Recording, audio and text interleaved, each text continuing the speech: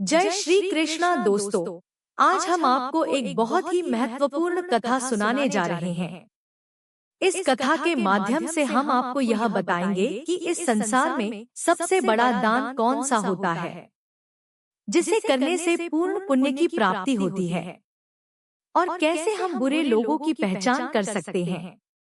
दोस्तों, इस कथा के माध्यम से आप जानेंगे कि बुरे लोगों की पहचान कैसे की जा सकती है। तो कृपया आप इस कथा को शुरू से अंत तक ध्यान से सुनिए, क्योंकि अधूरा ज्ञान मानव जीवन में अनेक कठिनाइयों का कारण बन सकता है। कथा आरंभ करने से पहले यदि आपने हमारे चैनल को अभी तक सब्सक्राइब नहीं किया है तो जरूर सब्सक्राइब करें, वीडियो को भी लाइक करें और अपने प्रियजनों के साथ भी शेयर करें। कमेंट बॉक्स में लिखिए जय श्री राधे कृष्ण। दोस्तों, एक बार भगवान श्री हरि विष्णु जी और माता लक्ष्मी जी क्षीर सागर में अपने आसन पर बैठे हुए थे। तब भगवान विष्णु जी ने देखा कि माता लक्ष्मी जी किसी गहन सोच में है। माता लक्ष्मी जी को गहन सोच में देखकर भगवान विष्णु जी मुस्कुराते हुए बोले, हे देवी, ऐसा प्रतीत होता है कि आज आप किसी गहन विचार में डूबी हुई हैं। आप निसंकोच होकर अपने प्रश्न पूछिए, हम आपके सभी प्रश्नों का समाधान अवश्य करेंगे।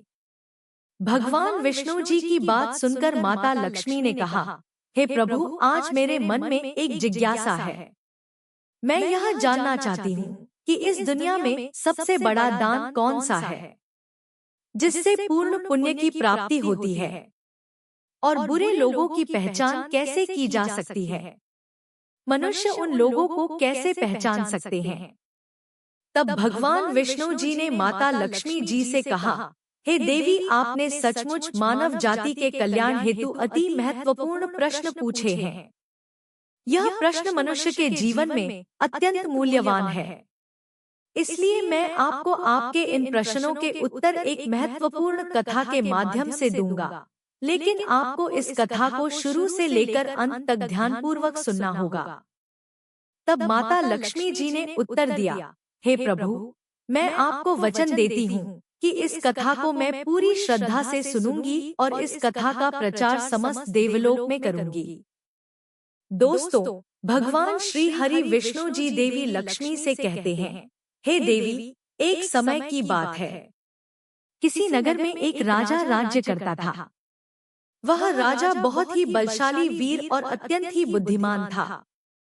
इसके साथ ही वह धर्मपरायण और दयालु भी था। उस राजा की रानी भी संस्कारी और अत्यंत धार्मिक स्वभाव की थी। दोनों पति पत्नी भगवान भोलेनाथ के परम भक्त थे। वे दोनों प्रतिदिन शिवजी के मंदिर में जाकर उनकी पूजा अर्चना किया करते थे। यह उनका प्रतिदिन का नियम था। वह राजा अपने राज्य को धर्म पूर्वक चला रहा था। उसके राज्य में कोई भी व्यक्ति दुखी नहीं रहता था, बल्कि सारी प्रजा सुख और वैभव से संपन्न रहती थी। इसलिए पूरे नगर में हर तरफ खुशियां ही खुशियां बिखरी रहती थी। वहां के जानवर भी एक दूसरे को कोई हानि नहीं पहुंचाते थे। यहाँ तक कि एक ही नदी में शेर और बकरी शांतिपूर्वक पानी पीते थे। ऐसे ही दिन बीत रहे थे। राजा की उम्र ढलती जा रही थी और उनके विवाह को भी कई वर्ष बीत चुके थे, लेकिन उस राजा को कोई संतान नहीं थी। हालांकि राजा इस बात को लेकर अधिक चिंता नहीं करते थे। वह निश्चिंत होकर अपनी प्रजा के सुख दुख का ध्यान रखते और प्रजा भी उसे अत्यधिक प्रेम और सम्मान देती थी। एक दिन की बात है, वह राजा हर रोज की तरह अपनी पत्नी के साथ भगवान शिव जी के मंदिर की ओर जा रहे थे। तभी अचानक उसने देखा कि सामने वाले घर में एक स्त्री झाड़ू लगा रही है। राजा और रानी जब उस स्त्री के घर के पास से गुजरे तो वह स्त्री उन्हें देखते ही अपना चेहरा फेर कर तेजी से घर के अंदर चली गई। उस स्त्री का ऐसा व्यवहार देखकर राजा और रानी को बिल्कुल भी अच्छा नहीं लगा। राजा उस समय अपनी रानी के साथ भगवान भोलेनाथ की पूजा करने के लिए मंदिर जा रहा था। इसलिए उसने उस स्त्री से कुछ नहीं कहा और सीधे मंदिर पहुंचकर भगवान शिव जी की पूजा अर्चना की। पूजा के बाद राजा अपनी रानी के साथ वापस महल लौट आया। लेकिन महल पहुंचने के बाद राजा ने अपने एक सैनिक को बुलाया और उसे आदेश दिया कि तुम जाओ और नगर के बाहरी क्षेत्र में रहने वाली उस स्त्री को अपने साथ महल ले आओ। ध्यान रखना, तुम उसे कुछ भी मत बताना कि क्यों बुलाया गया है, बस उसे तुम हमारे पास ले आओ। भगवान विष्णु जी कथा सुनाते हुए आगे कहते हैं, हे देवी, राजा का आदेश पाते ही वह सैनिक तुरंत ही उस महिला के घर पहुंचता है। उस समय महिला का पति भी घर पर नहीं था। फिर वह सैनिक उस स्त्री के घर के दरवाजे को खटखटाने लगता है और कुछ देर बाद वह महिला अपने घर का दरवाजा खोलती है। सामने राजा का सैनिक खड़ा देखकर वह महिला हैरान होती है और पूछती है, क्या हुआ, आप मेरे घर पर क्यों आए हैं? उस महिला की बात सुनकर राजा का वह सैनिक उससे कहता है, चलो मेरे साथ, महाराज ने तुम्हें राजमहल में बुलाया है, उन्हें आपसे कुछ बात पूछनी है। यह सुनकर वह महिला अपने मन में सोचती है, आखिर महाराज का आदेश है, इसे ठुकराया तो नहीं जा सकता, मुझे राज दरबार में जाना ही होगा। उसके बाद वह सैनिक उस स्त्री को अपने साथ लेकर राजमहल पहुंच गया। महल में पहुंचकर वह महिला राजा को प्रणाम करती है और कहती है, हे महाराज, आपने मुझे अचानक यहाँ राजमहल में क्यों बुलाया है? क्या मुझसे कोई गलती हो गई है? उस स्त्री की बात सुनकर राजा कहता है, तुम मुझे एक बार बताओ, आज सुबह जब मैं और मेरी पत्नी भगवान शिव जी के मंदिर जा रहे थे तो तुमने मुझे देखकर अपना मुंह फेर लिया और मुझे आते हुए देखकर तुम दौड़ते हुए अपने घर में चली गई। तुमने मुझे देखकर ऐसा दुर्व्यवहार क्यों किया? तब वह महिला निर्भीकता से राजा से कहती है, हे महाराज, आप भले ही मुझे मृत्युदंड दे दे तो भी मुझे कोई ऐतराज नहीं, परंतु मैं सच ही कहूंगी, आपके महल में बड़े बड़े विद्वान हैं, पंडित हैं। अगर मैं गलत बात बोलूं तो आप उनसे पूछ सकते हैं कि हमारे नगर में यह मान्यता है कि जो सुबह सुबह आपका चेहरा देख लेता है तो उस व्यक्ति का पूरा दिन खराब हो जाता है, क्योंकि आप संतानहीन हैं। अभी तक आपको संतान की प्राप्ति नहीं हुई है, इसी कारण मैंने आपका मुंह देखकर अपना मुंह फेर लिया था और अपने घर के अंदर चली गई थी। उस महिला की ऐसी बात सुनकर राजा आश्चर्य में पड़ जाता है। वह अपने मन में सोचता है कि यह महिला तो बिल्कुल सत्य कह रही है। यदि किसी नगर के राजा को संतान नहीं हो तो यह उसकी प्रजा के लिए बिल्कुल भी शुभ नहीं माना जाता। उसके बाद राजा उस महिला को वापस अपने घर जाने की अनुमति देता है। फिर राजा अपने मन में यह विचार करने लगता है कि अब मुझे भगवान शिव जी के मंदिर में जाकर संतान प्राप्ति के लिए यज्ञ करना चाहिए। ऐसा सोचकर वह राजा अपने कक्ष में लौटकर रानी से कहता है, हे प्रिय, हमारे नगर के लोग हमारे चेहरे को देखना भी पसंद नहीं करते हैं, क्योंकि हमारे पास अभी तक कोई संतान नहीं है। इसलिए हमें भगवान शिव जी के मंदिर में जाकर संतान प्राप्ति का यज्ञ करना चाहिए। हम भगवान भोलेनाथ के मंदिर में चलते हैं और भगवान शिव से प्रार्थना करते हैं कि वे हमें पुत्र प्रदान करें। राजा की बात सुनकर रानी भी उसकी बात मान लेती है। फिर राजा और रानी दोनों भगवान शिव जी के मंदिर पहुंचते हैं और भगवान शिव जी की पूजा करके संतान प्राप्ति के लिए यज्ञ का आयोजन करते हैं। भगवान विष्णु जी कथा सुनाते हुए आगे कहते हैं, हे देवी, पुत्र प्राप्ति के लिए राजा और रानी ने यज्ञ का आयोजन किया, लेकिन यज्ञ संपन्न होने के बाद भी उन्हें संतान की प्राप्ति नहीं हुई। यज्ञ के निष्फल होने से राजा अत्यंत निराश हो गया। यज्ञ का आयोजन करने वाले पंडित जी भी सोच में पड़ गए। पंडित जी ने मन ही मन सोचा, अब तक जितने भी यज्ञ मैंने किए हैं उनमें से कोई भी यज्ञ आज तक विफल नहीं हुआ है। इसका अर्थ यह है कि शायद इस राजा के भाग्य में ही खोट है और ऐसा प्रतीत होता है कि ईश्वर ने इस राजा के भाग्य में संतान का योग नहीं लिखा है। इसलिए संतान प्राप्ति का यज्ञ करने के बाद भी उसे संतान की प्राप्ति नहीं हुई। राजा हर संभव प्रयास करके थक चुका था और अब वह गहरे निराशा में डूबा रहता था। वह दिन रात संतान की कमी के बारे में सोचता और चिंता में खोया रहता था। एक दिन सिंहासन पर बैठे बैठे राजा को अचानक एक बात याद आती है कि दूसरे नगर के वन में एक महात्मा जी निवास करते हैं, जिनकी ख्याति दूर दूर तक फैली है। राजा के मन में विचार आता है कि शायद उन महात्मा के पास मेरे इस कष्ट का कोई समाधान हो। अगर मैं उनके पास जाऊं तो संभवतः वे मुझे पुत्र प्राप्ति का कोई उपाय बता सके।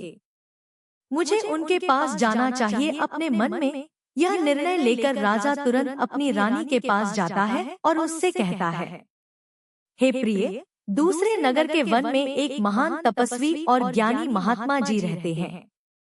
मुझे लगता है कि हमें उनके पास जाना चाहिए। हो सकता है कि वे हमें पुत्र प्राप्ति का कोई मार्ग सुझा दे।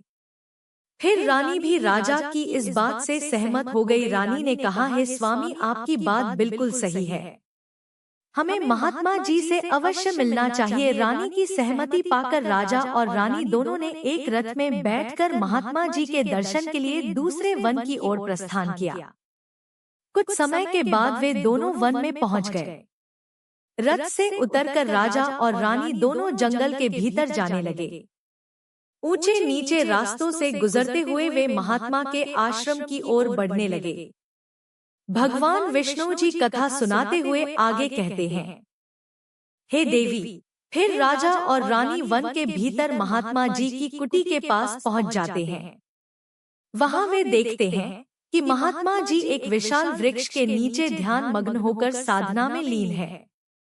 यह दृश्य देखकर राजा और रानी कुछ देर तक खामोशी से खड़े रह जाते हैं, ताकि महात्मा जी की साधना में कोई विघ्न न आए।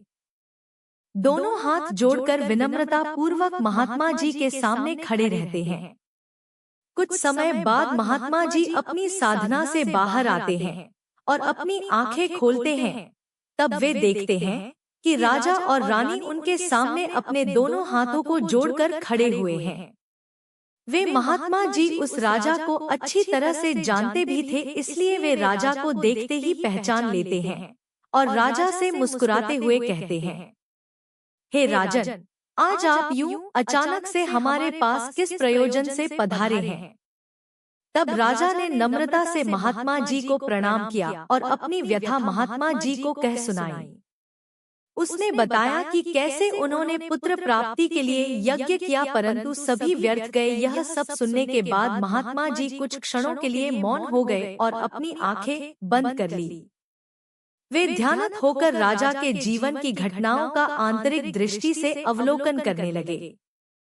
कुछ समय बाद महात्मा जी ने अपनी आंखें खोली और गंभीर स्वर में बोले, राजन, मैंने आपके जीवन का एक ऐसा सत्य देखा है जिसे सुनकर आपको कष्ट हो सकता है। आपके पिछले जन्म में किए गए एक पाप का फल इस जन्म में आपके भा पर भारी पड़ा है। आपने पिछले जन्म में एक ऐसा घोर पाप किया था, जिसके परिणाम स्वरूप इस जीवन में आपके भाग्य में संतान प्राप्ति का योग नहीं है। इसी कारण से आपके सभी प्रयास निष्फल हो रहे हैं। भगवान विष्णु जी कथा सुनाते हुए आगे कहते हैं, हे देवी, महात्मा जी की बातें सुनकर राजा उनके चरणों में गिर पड़ा और विनती करते हुए बोला, हे महात्मा, कृपा करके आप ऐसा मत कहिए, आप ही हमारे दुख को हरने का कोई उपाय सुझाएं। राजा की यह व्याकुलता देखकर महात्मा जी ने उसे सहारा देकर अपने चरणों से उठाया और बोले, हे राजन, इतनी अधीरता आपको बिल्कुल भी शोभा नहीं देती। मैं अभी आपको आपके इस कष्ट का निवारण करने का उपाय बताता हूँ, जिसे करने के बाद आपको अवश्य ही पुत्र की प्राप्ति होगी। इतना कहकर वे महात्मा जी अपनी कुटिया के भीतर जाते हैं और थोड़ी देर के बाद हाथ में एक कटोरी में खीर लेकर बाहर आ जाते हैं। उन्होंने वह खीर राजा को देते हुए कहा, राजन, महल पहुंचकर आप और रानी साहिबा दोनों ही स्नानादि के बाद इस खीर को प्रसाद के रूप में ग्रहण करें। ऐसा करने से आपको निश्चित ही पुत्र की प्राप्ति होगी, परंतु राजन आप मेरी एक बात याद रखना, इस पुत्र की आयु मात्र 20 वर्ष की ही होगी। जिस दिन आपके पुत्र की आयु 20 वर्ष की होगी उसी दिन उसकी मृत्यु हो जाएगी। महात्मा जी की इस बात को सुन राजा गहरी सोच में डूब गया। वह अपने मन में सोचने लगा, चलो 20 वर्ष के लिए ही सही, परंतु इस संतानहीनता का कलंक तो मिट जाएगा, हमें संतान का सुख तो मिलेगा। राजा ने मन ही मन इस बात को स्वीकार कर लिया और महात्मा जी से निवेदन किया है, महात्मा आपका आशीर्वाद और मार्गदर्शन स्वीकार है, कृपा करके हमें यह अवसर दे। महात्मा जी ने मुस्कुराते हुए राजा को आशीर्वाद दिया। राजा और रानी ने महात्मा जी को प्रणाम किया, उनकी चरण वंदना की और विनम्रता पूर्वक आभार व्यक्त किया। इसके बाद राजा और रानी अपने रथ में बैठकर महल की ओर लौट चले। इसके बाद महल पहुंचकर राजा और रानी स्नान आदि कर भगवान भोलेनाथ जी का प्रसाद मानते हुए श्रद्धा से उस खीर को ग्रहण करते हैं। उसके कुछ ही दिनों बाद रानी गर्भवती हो जाती है, जिससे रानी बहुत ही प्रसन्न हो जाती है। जब राजा ने यह शुभ समा सुना तो वह भी खुशी से झूम उठा। संतान प्राप्ति का यह सुखद समाचार सुनने के बाद राजा ने महात्मा जी के प्रति अपनी कृतज्ञता प्रकट करने का निश्चय किया। राजा अपने रथ में ढेर सारे फल फूल वस्त्र और अन्य भेंट सामग्रियां रखकर वन में महात्मा जी की कुटिया की ओर चल पड़ा। कुटिया के निकट पहुंचकर राजा ने अपने रथ को रोक दिया और विनम्र भाव से नीचे उतरकर महात्मा जी के पास पहुंचा। महात्मा जी ध्यान मग्न बैठे थे। राजा ने उनके पास जाकर सभी वस्त्र फल फूल उन्हें समर्पित किए और गहरे आदर के साथ प्रणाम करते हुए कहा, हे महात्मा, आपकी ही कृपा से हमें संतान प्राप्ति का सुख प्राप्त होने जा रहा है, इसलिए आप मेरी यह तुच्छ सी भेंट कृपा कर स्वीकार करें।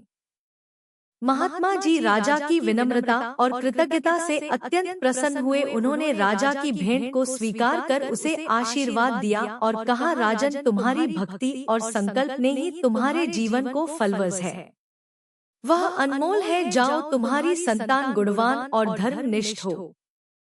उसके बाद राजा ने महात्मा जी का आशीर्वाद पाकर उनसे विदा ली और अपने रथ में बैठकर वापस अपने महल की ओर प्रस्थान करते हैं। महल लौटकर राजा बहुत ही खुशियां मनाता है। भगवान विष्णु जी कथा सुनाते हुए आगे कहते हैं, हे देवी, ऐसे ही दिन रहे थे, आखिरकार वह शुभ दिन आया जब राजा के यहाँ एक पुत्र का जन्म हुआ। पुत्र के जन्म से जैसे महल में खुशियों की बयार बहने लगी, राजा ने पुत्र प्राप्ति की खुशी में पूरे नगर में उत्सव का आयोजन किया। महल को फूलों और रंग बिरंगी संगीत अपने पिता के ही गुणों का प्रतीक बनते हुए बड़ा होने लगा। वह अपने पिता की तरह ही धर्मनिष्ठ, आत्मानुभूति, मत्ता, शौर्य और भक्ति के गुण प्रकट होने लगे, जिससे राजा का हृदय गर्व से भर उठता। शौर्यवीर के गुणों और आचरण को देखकर सभी आश्वस्त थे कि वह एक दिन अपने पिता की तरह महान राजा बनेगा। जैसे जैसे समय बीता, राजा का हृदय गर्व और खुश से भरता गया। संतान सुख की प्राप्ति ने उसकी सभी चिंताओं को मानो हर लिया था और वह अपने पुत्र में संपूर्ण संसार का आनंद खोजने लगा। वह राजा पुत्र के प्रति अपने स्नेह में इतना डूब गया कि वह यह महत्वपूर्ण बात भी भूल बैठा कि उसके पुत्र की आयु मात्र 20 वर्ष तक की है।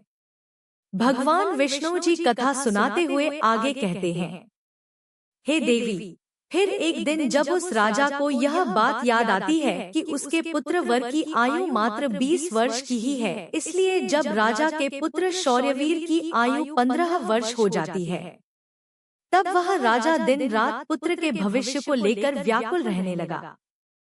इस बीच एक अन्य नगर में एक महापराक्रमी राजा का राज्य था। उस राजा की एकमात्र पुत्री थी जो अपनी सुंदरता और दयालुता के लिए प्रसिद्ध थी। वह देखने में ऐसी लगती थी मानो स्वर्ग की अप्सरा स्वयं धरती पर उतर आई हो। वह बहुत ही दानी स्वभाव की थी, क्योंकि उसने अपने माता पिता से धर्म और संस्कारों की शिक्षा ली थी, इसलिए उसका हृदय करुणा और उदारता से भरा हुआ था। वह प्रतिदिन सुबह उठकर पक्षियों को दाना डालती और अपने द्वार पर आने वाले साधु संतों भिक्षुओं को सदा ही आदर से भोजन कराती थी। कोई भी भूखा उसके द्वार से खाली हाथ नहीं लौटता था। ऐसे ही दिन बीत रहे थे। उस राजा की पुत्री भी अपने गुणों के साथ बड़ी हो रही थी। एक दिन जब शौर्यवीर के पिता को यह बात पता चली कि दूसरे नगर में एक धीरवर और पराक्रमी राजा राज्य करता है, जिसकी पुत्री गुणों की खान है, साथ ही वह अत्यंत सुंदर भी है, तो राजा ने अपने मन में सोचा कि ऐसी धर्मात्मा और तेजस्वी कन्या के साथ अपने पुत्र शौर्यवीर का विवाह करना उचित रहेगा। मुझे इसी प्रकार की कन्या की तलाश थी जिसके साथ मैं अपने पुत्र का विवाह कर सकूं और हमारी वंश परंपरा को बनाए रख सकूं। इस विचार के साथ ही राजा ने अपने मन में निर्णय किया कि वह उस राजा से प्रस्ताव रखेगा, जिससे वह अपने पुत्र शौर्यवीर का विवाह उस सुंदर और धार्मिक कन्या के साथ कर सके। भगवान विष्णु जी माता लक्ष्मी से कहते हैं, हे देवी। फिर शौर्यवीर के पिता ने अपने पुत्र के विवाह का प्रस्ताव संदेशवाहक के माध्यम से दूसरे नगर के राजा तक पहुंचाया। जब दूसरे नगर के राजा ने यह प्रस्ताव सुना, तो उसने अपने मन में विचार किया कि चलो अब मुझे अपनी पुत्री का विवाह कर देना चाहिए। और मैंने सुना है कि इस राजा के पुत्र की आयु मात्र 20 वर्ष ही है। इस राजा का पुत्र बहुत ही योग्य, पराक्रमी और धर्मपरायण है, भले ही उसकी आयु का भविष्य अनिश्चित हो, इसलिए अगर उसके यहाँ कोई पुत्र पैदा हो गया तो उसका वंश आगे बढ़ता रहेगा, जिससे पुत्री भी अपनी संतान के साथ सुखी रहेगी। इन विचारों को मन में संजोए हुए उस राजा ने शौर्यवीर के विवाह प्रस्ताव को सहर्ष स्वीकार कर लिया। फिर कुछ ही दिनों के भीतर शुभ मुहूर्त में शौर्यवीर का उस राजकुमारी के साथ विवाह हो गया। वह राजकुमारी न केवल सुंदर थी बल्कि बहुत ही दयालु स्वभाव की थी। उसने अपने बचपन से ही यह नियम अपनाया था कि जब तक वह किसी भूखे या असहाय प्राणी को भोजन नहीं करवाती, तब तक वह स्वयं भोजन ग्रहण नहीं करती। उसके माता पिता ने उसे सेवा और दान की भावना सिखाई थी और उसने उसे अपने जीवन का अटूट हिस्सा बना लिया था। विवाह के पश्चात राजकुमारी का यह नियम उसके ससुराल में भी जारी रहा। हर सुबह वह महल के द्वार पर जाकर जरूरतमंद लोगों को भोजन करवाती और अपने हाथों से उन्हें अन्न दान करती। उसकी यह दया भावना देखकर महल के सभी लोग उसका बहुत सम्मान करने लगे थे। धीरे धीरे ऐसे ही समय गुजर रहा था और हर गुजरते दिन के साथ शौर्यवीर की उम्र भी बढ़ रही थी। राजा और रानी इस बात को लेकर मन ही मन चिंतित रहते कि उनका पुत्र अब अपने जीवन के अंतिम समय की ओर बढ़ रहा है। उन्हें महात्मा की वह भविष्यवाणी हमेशा याद रहती कि शौर्यवीर की आयु केवल 20 वर्ष ही होगी। इस दुखद सत्य को केवल राजा और रानी ही जानते थे। उन्होंने यह बात किसी और को नहीं बताई थी ताकि महल में कोई चिंता का माहौल ना बने। जैसे जैसे शौर्यवीर की आयु 20 वर्ष की ओर बढ़ती जा रही थी, राजा और रानी के दिल की धड़कनें तेज हो जाती। अपने पुत्र के प्रति उनका प्रेम और मोह इतना अधिक था कि वे चाहकर भी इस चिंता से मुक्त नहीं हो पाते थे। भगवान विष्णु जी कथा सुनाते हुए आगे कहते हैं, हे देवी, फिर वह दिन भी आ जाता है जब शौर्यवीर के जीवन के मात्र 3 दिन शेष रह जाते हैं। राजा और रानी का दिल भारी हो जाता है। राजा बार बार अपने मन में सोचने लगा कि अब मैं क्या करूं? मेरा पुत्र 3 दिन बाद मुझसे हमेशा के लिए दूर हो जाएगा। क्या कोई ऐसा उपाय नहीं है जिससे मैं उसे बचा सकूं? रानी भी इस दुख से भरी थी और हर पल अपने पुत्र के जीवन की कल्पना करती रहती। इसलिए उनके पुत्र मोह ने उन्हें बीमार और कमजोर बना दिया था। दोनों इतने दुखी थे कि अब उन्होंने भोजन करना भी छोड़ दिया था।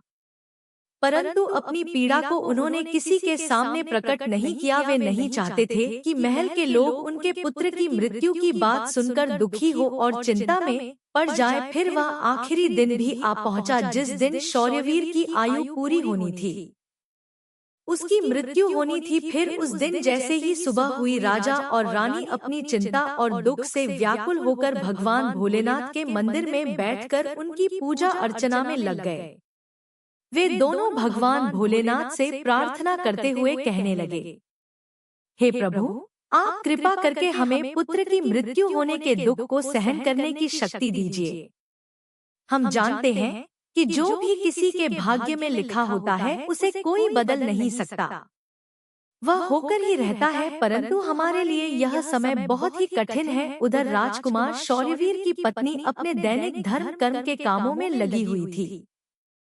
हर दिन की तरह वह भूखे गरीबों और निर्धनों को भोजन करा रही थी, पक्षियों को दाना डल रही थी और जरूरतमंदों की सहायता में लगी थी। उसे अपने पति की आयु के बारे में कुछ भी पता नहीं था, इसलिए वह निश्चिंत होकर अपने कार्यों में मग्न थी। इसी बीच यमलोक में धर्मराज जी ने देखा कि आज राजकुमार शौर्यवीर की मृत्यु का दिन है, तो उन्होंने तुरंत ही अपने 2 प्रमुख दूतों को बुलाया और उन्हें आदेश दिया, जाओ और अब से कुछ समय बाद राजकुमार शौर्यवीर के प्राण उसके शरीर से निकालकर अपने साथ यमलोक ले आओ, परंतु ध्यान रहे कि उसकी मृत्यु एक विशेष कारण से होनी है। उसकी मृत्यु एक सांड द्वारा उसे पीछे से ठोकर मारने से ही होगी। जब वह सांड राजकुमार शौर्यवीर को पीछे से ठोकर मारेगा तभी उसके प्राण हमारे पास आ सकेंगे। इसके लिए तुम दोनों एक सांड के पास जाकर उसे राजकुमार शौर्यवीर की मृत्यु के लिए प्रेरित करो। धर्मराज के आदेशानुसार वे दोनों दूत यमलोक से धरती पर जाने के लिए तत्पर हो गए। भगवान विष्णु जी माता लक्ष्मी से कहते हैं, हे देवी, वे दोनों यमदूत राजकुमार शौर्यवीर के प्राण लेने के लिए आकाश मार्ग से होते हुए पृथ्वी लोक पहुंच जाते हैं। दूसरी ओर धर्मराज की माया के प्रभाव से एक सांड ने अपने मन में सोचा कि आज मुझे राजमहल के सुंदर बगीचे में प्रवेश करना चाहिए और वहां घूमना चाहिए। मुझे देखना चाहिए कि राजमहल का बगीचा कैसा है। फिर बिना किसी रुकावट के वह सांड धीरे धीरे चलते हुए महल के बगीचे में जा पहुंचा। संयोग से यह वही बगीचा था जहां राजकुमार शौर्यवीर प्रतिदिन टहलने के लिए आते थे। धर्मराज की माया से प्रेरित वह सांड जैसे ही बगीचे में प्रवेश करता है तो वहां जाकर वह घास चरने और इधर-उधर घूमने लगता है। उसी समय धर्मराज जी के 2 दूत राजमहल के बगीचे के द्वार के पास खड़े हो गए। वे दोनों बगीचे के भीतर की गतिविधियों पर नजर बनाए रखते हैं। कुछ समय बाद राजकुमार शौर्यवीर उस बगीचे में टहलने के लिए आता है। राजकुमार शौर्यवीर को सांड के वहां होने का एहसास नहीं था और वह अपने विचारों में खोए हुए बगीचे में टहलने लगता है। तब वे दोनों यमदूत अपने मन में सोचते हैं, अब बस थोड़ी ही देर में राजकुमार शौर्यवीर की आयु समाप्त होने का समय निकट आ जाएगा। हमें इंतजार है उस पल का जब यह सांड राजकुमार को ठोकर मारेगा, तब हम उसके प्राण लेकर यमलोक लौट जाएंगे। जब वे दोनों दूत यह विचार कर रहे थे कि तभी क्या होता है कि एक अन्य नगर में एक निर्धन ब्राह्मण रहता था। उस ब्राह्मण की एक पुत्री थी जिसका समय रहते उसने विवाह कर दिया था, लेकिन दुर्भाग्य से उसकी बेटी का पति एक दुष्ट प्रवृत्ति का व्यक्ति था जो बहुत ही मदिरापान करता था, जुआ खेलता था और पराई स्त्रियों के साथ संबंध बनाता था। यही नहीं, वह अपनी पत्नी को नशे में होकर अक्सर मारता पीटता था और उसे घर से निकालना चाहता था। उसकी इस आदत के कारण गरीब ब्राह्मण की बेटी बहुत ही दुखी और पीड़ित रहने लगी थी। लेकिन वह गरीब ब्राह्मण की बेटी जब अपने पति के साथ कुछ समय तक रही तब एक दिन वह गर्भवती हो जाती है। इसलिए एक दिन उसने अपने पति की मारपीट से तंग आकर उसे छोड़कर वह अपने पिता के घर अपने मायके में आ जाती है।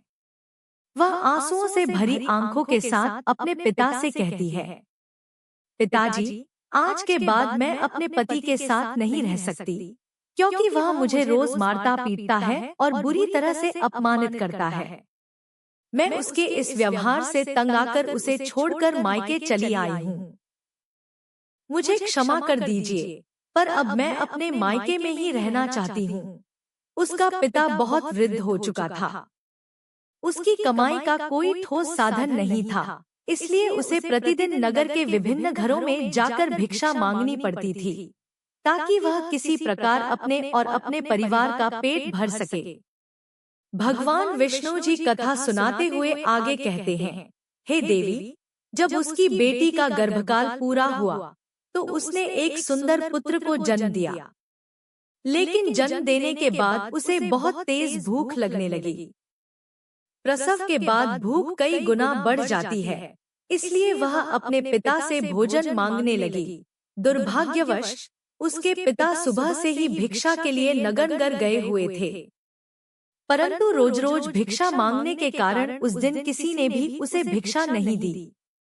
भगवान विष्णु जी आगे कहते हैं, हे देवी, गरीबी किसी मनुष्य के लिए सबसे बड़ा अभिशाप है। यह उसके आत्मसम्मान और अस्तित्व के लिए अत्यंत पीड़ादायक होती है। उधर गरीब ब्राह्मण को किसी ने भी भोजन नहीं दिया, इसलिए वह खाली हाथ ही घर लौट आया। इधर उसकी पुत्री भूख से व्याकुल हो रही थी। जब वृद्ध ब्राह्मण निराश होकर आता है और उसकी बेटी उसे खाली हाथ देखती है, तो वह रोते हुए कहती है, पिताजी, अब मुझसे भूख नहीं सहन होती। पूरे 3 दिन बीत चुके हैं और मैंने भोजन का एक भी कण नहीं खाया है। अब तो ऐसा लगता है कि भूख के कारण मेरे प्राण ही निकल जाएंगे। यदि आपको भिक्षा में कुछ मिला हो तो मुझे दे दीजिए, नहीं तो मेरे प्राण चले जाएंगे। वृद्ध पिता उसे सांत्वना देते हुए कहता है, पुत्री, मैं कुछ ही देर में लौटता हूँ। अब मैं दूसरे नगर जाऊंगा और वहां के राजा के महल के द्वार पर भिक्षा मांगूंगा। यदि वहां से कुछ भी मिल गया तो तुरंत तुम्हारे लिए ले आऊंगा। इतना कहकर वृद्ध ब्राह्मण वहां से निकल पड़ा। उधर राजकुमार शौर्यवीर की पत्नी प्रतिदिन गरीबों को भोजन करवाती थी, पर उस दिन राजा और रानी अत्यधिक बीमार हो गए थे और वह उनकी सेवा में लगी हुई थी, इसलिए आज गरीबों को भोजन नहीं बन पाया था। उसने अपने पति के लिए भोजन बनाया था और थाल सजाकर रख दी थी, ताकि जब वह बगीचे से लौटे तो उसे भोजन करा सके। भगवान विष्णु जी आगे कहते हैं, हे देवी, इधर वह वृद्ध ब्राह्मण राजमहल के द्वार पर पहुंचा। जब राजकुमार की पत्नी ने उसे देखा तो उसके मन में दया उमड़ आई। ब्राह्मण विनम्रता से बोला, हे पुत्री, यदि मुझे इसमें से कुछ भोजन मिल जाए तो तुम्हारा बड़ा उपकार होगा। राजकुमार की पत्नी को उस पर दया आ गई। वह सोचने लगी, यह भोजन तो पति के लिए बनाया है, लेकिन पति तो अभी बगीचे में है। तब तक मैं इस भूखे ब्राह्मण को भोजन दे दूंगी। पति के लिए बाद में नया भोजन बना दूंगी। भूखे की मदद करना जरूरी है। फिर उसने अपने पति के लिए बनाया हुआ भोजन उस गरीब ब्राह्मण को दे दिया। ब्राह्मण भोजन लेकर तेजी से अपने नगर की ओर चला गया। घर पहुंचते ही उसने भोजन अपनी भूखी बेटी को दिया। वह 3 दिन से भूखी थी। उसके चेहरे पर पीड़ा साफ झलक रही थी। बेटी ने पूछा, पिताजी, यह भोजन कहाँ से लाए? वृद्ध बोला, पुत्री, यह भोजन मुझे दूसरे नगर की महारानी ने दिया है। राजा की पुत्रवधू बहुत दयालु है, उसने मुझ पर दया करके यह भोजन दिया। भोजन देखकर ब्राह्मण की बेटी की आत्मा से आशीर्वाद निकलने लगे। हे भगवान, जिसने मेरे पिता को भोजन दिया है, उसका सुहाग अमर रहे, वह सदा सौभाग्यवती रहे। जैसे ही उसने पहला निवाला खाया, उसके हृदय से सच्चे मन से आशीर्वाद निकला। महारानी का पति दीर्घायु तथा स्वस्थ रहे। उधर राजकुमार शौर्यवीर बगीचे से लौट रहा था। बगीचे के बाहर यमदूत उसके प्राण लेने के लिए तैयार खड़े थे। एक सांड भी धर्मराज की माया से प्रेरित होकर वहीं मौजूद था। यमदूत सोच रहे थे, जैसे ही सांड राजकुमार को ठोकर मारेगा, हम उसके प्राण लेकर यमलोक लौट जाएंगे। लेकिन जैसे ही सांड राजकुमार पर हमला करने वाला था, अचानक 2 देवदूत प्रकट हुए और उन्होंने अपनी दिव्य शक्ति से सांड को बेहोश कर दिया। सांड हिल भी नहीं पा रहा था। भगवान विष्णु जी कहते हैं, हे देवी, यह सब उस भूखी बेटी के सच्चे आशीर्वाद का प्रभाव था। देवदूत यमदूतों से बोले, तुम इस राजकुमार के प्राण नहीं ले सकते। जिस प्रकार श्राप फलित होता है, उसी प्रकार आशीर्वाद भी फलित होता है। फिर दोनों पक्षों में विवाद हुआ, जो युद्ध में बदल गया। देवदूतों की शक्ति के आगे यमदूत हारकर यमलोक लौट गए। यमदूतों ने सारी बात यमराज को बताई। यमराज बोले, ऐसी कौन सी शक्ति है जो मृत्यु को रोक रही है? तब यमदूतों ने कहा, हे महाराज, दान और आशीर्वाद की शक्ति। यमराज बोले, तो अब मुझे स्वयं पृथ्वी लोक जाना होगा। यमराज पृथ्वी पर आए और बगीचे में प्रकट होकर देवदूतों से बोले, विधि का विधान अटल है।